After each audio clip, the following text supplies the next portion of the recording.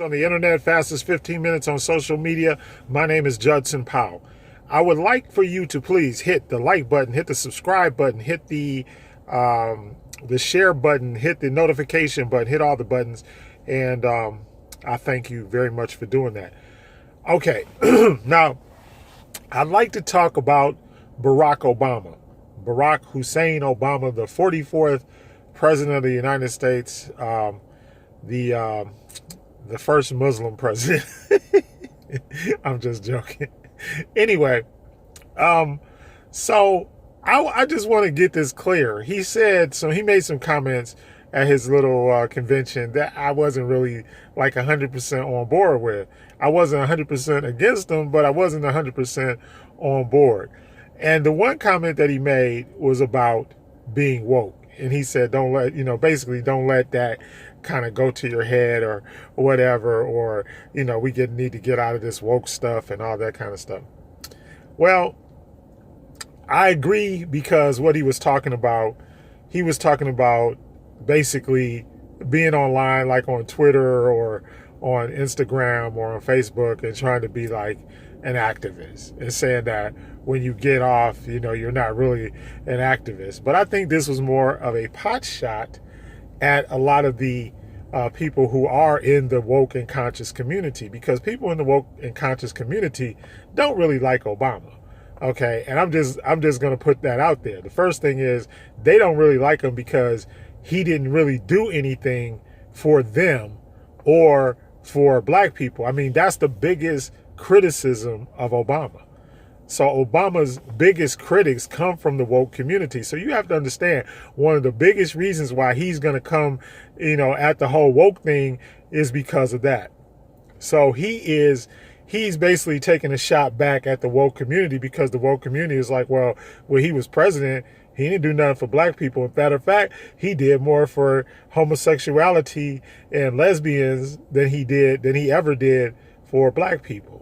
And we've been struggling for 400 years, and they created their struggle, but they're already getting laws and help and everything else from the government. So that's a legitimate criticism. But here's the problem: we're taking a shot at being woke. The thing is that there's a lot of people who are becoming woke, and I think that the momentum of being woke needs to come. Yeah, is everybody on point with what they're talking about? No. Is everybody, does everybody understand the issues? No. Does everybody, communicate it properly? No. Are there some people out there who are taking pot shots at people, or who are saying, calling people names and going into the whole name calling thing because they don't know certain things about being woke? Yes, it's going to happen. But there is a learning curve to everything. All right. But would you rather these people not be woke? Would you rather these people just be asleep and subjected to the propaganda of the media, white supremacy propaganda, white supremacy, basically systemic racism, and all of these things, and religious persecution through religion? Would you rather them still be under the auspices of those things, or would you rather them be in the process of being woke, even if some of their wokeness is misguided? I mean, because that's what you're talking about. You're talking about the difference between, okay, yes, you're woke, but do you know everything? No, nobody does. I don't, you don't, anybody. But everybody is going to have opinions. Even when you get even when you get woke, you are still going to have differences of opinion with people. And that's just natural. But here's the thing: at least Africans and descendants of Africans and descendants of slaves here in America are opening their eyes and are at least starting to have dialogue, which is a good thing.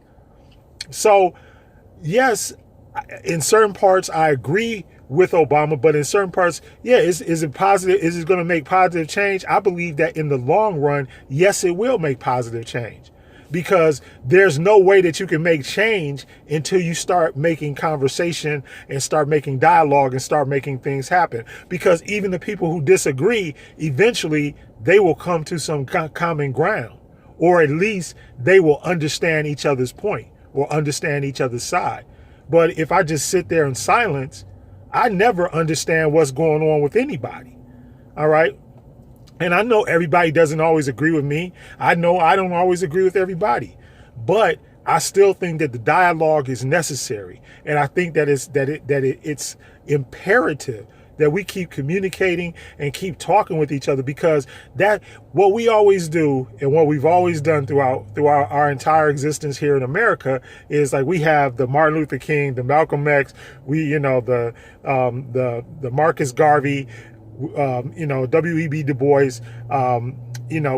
whatever. Okay, whoever that one leader is that we chose or whatever, but the thing is, once they do away with that leader, which they always have a tendency to do, then there's nobody else with a voice. Everybody else is silent for the next, 20 years, and then somebody starts to speak up. But I believe that it takes a multitude, it takes a lot of different voices, and those voices, if they're silent or if they're afraid to speak up because they'll be ridiculed or they'll in some way be disinherited by the rest of us, then when that one leader that we have is gone, or when their one ideology, because there are tons of people, we realize that segregation, nonviolence, all of these different movements that had one voice, okay, in and of themselves, they didn't work. But if they're all together and we have all these different leaders leading from this, just like I said yesterday on my post, like, I don't agree with Dr. Claude Anderson and Boyce Watkins about the voting thing. I don't agree with that. I think it's dumb, because I don't believe that you can change any type of system outside of the system and you don't have anything inside. Even when the government went after black folks, when they went after the Black Panther Party, or when they went after the civil rights movement, the people in the civil rights movement, they infiltrated those movements. That's how they got into them. They got other black people to sell out and to basically infiltrate those different organizations. The NAACP, the NAACP had plenty of white folks in it. So don't think that, what I'm saying is not a legitimate thing to say. It is. And I'll make this clear too with Obama. With Obama really did not do anything for black people, but I defended him in the past because I said, look, he's the president of the United States. He can't come out and just be like a revolutionary and say, okay, we're going to do this and we're going to do this, or file, like Trump does, and start filing executive orders. It is now, it's executive order number 45679. Black people can just do whatever they want, or this is executive order, and reparations are going to come through. Even though he has never really been for reparations, which is a political thing. He could have said something about reparations and it would not have hurt his position as president, but he never did. And so when we look at things like that, we have to be cognizant of everything that's going on. And I don't think that people were really cognizant. And I'm going to be honest with you. I voted for Obama because he was black. I'm going to be honest with you. That's why I voted for him. Not because of his politics. Because, to tell you the truth, he really didn't have a legitimate political record. I mean, he was a senator and all of that, but even the circumstances by which he became a senator were kind of, they were kind of suspect. And did he have a long track record and all of this kind of stuff that he had done in the Senate or anything like that? No, he didn't. Not really. And most of the issues that he voted on, I mean, go back and check his record. He didn't have a long track record.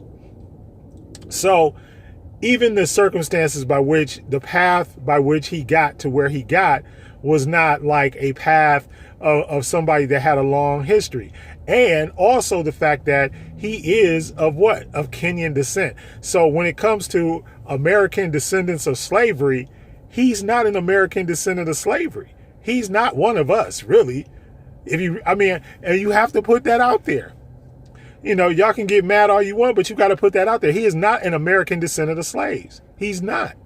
He is an East African. They were not involved. They were basically not involved in the slave trade. All right. So there has never really been a descendant of slaves that has been president yet. Unless one of them people one of the white boys has has an N-word in the wood pile. Right. But other than that, we still haven't had a really a president to represent us. Only in color only. That's the only thing. So let's be honest. And then the other thing that Obama said, and this was he said this, and ESPN reported on this, which is ironic, but it's like he's against giving college athletes money to use their images and likenesses and all of that kind of stuff. Why? And knowing good and well that the majority, look, even with that, the majority of those college athletes, whether y'all realize it or not, are European descendants. They're white. Okay, the majority of college athletes are white. They are not black. The majority of the most popular college athletes, they are Africans, descendants of Africans, and descendants of slaves, right? But they're the ones that really need the money. And I still don't think any of his reasonings are legitimate. I don't think they're valid. I don't think anything. These people work hard. College athletes work very hard. They work extremely hard. And for them not to realize any of the money or the profit and the universities and all of that. Look, these college university presidents are making hundreds of millions of dollars off of licensing and everything else. They have people's jerseys in the bookstore. The kids are going in buying these jerseys and buying these pictures and these posters and everything else. And the university is getting filthy rich. And these kids cannot even afford to buy a sandwich. It's ridiculous. And we know that it's true. If you remember the testimony of Chris Webber and Jalen Rose from when they were investigating the University of Michigan, and the University of Michigan has come out publicly and said that they could support every single activity on the University of Michigan campus in Ann Arbor by just the money that they get from the football program. They were walking, as the story goes, they were walking through the Student Union bookstore. Their jerseys, the Fab Five jerseys, were on sale for I think they said for $99 a piece or whatever it was, and they were sold out. Right? They were sold out. But guess what? They were scraping together some money so that they could go and get a hamburger. Come on, y'all. And I know y'all heard about the famous case of this guy. His mother died, and somebody bought him a suit to attend his mother's funeral, and they were sanctioned. He got sanctioned and suspended for taking the money to get a suit so that he could go to his own mother's funeral. Ridiculous. So I don't get all of that. So me and Obama, we don't agree about that. I'm sorry. We ain't going to never agree about that. But if I'm working and I'm making you money, then you should pay me. Because that's slavery. If I'm working for you and you making money and you ain't paying me, that is slavery. That's what that is. Don't sugarcoat it. Oh, you're a student athlete. Bull crap. Okay? Bull crap. You are not a slave. All right? And I think that they should stop making us, and you realize that most of those athletes are Africans, descendants of Africans and descendants of slaves from Africa who are making these universities money.